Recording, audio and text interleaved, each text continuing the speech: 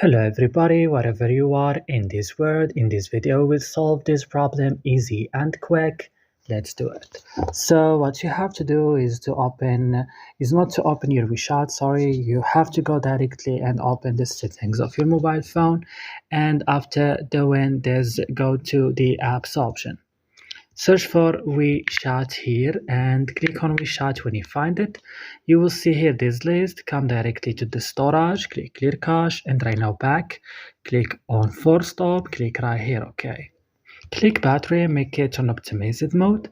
After that, turn on your airplane mode and turn off it and go directly to Play Store or App Store if you use iPhone. Make sure that your WeChat is updated on the last version, and that's all what you need to do. So I hope this video was useful for you. Don't forget to like and subscribe in our channel. See you in another tutorial.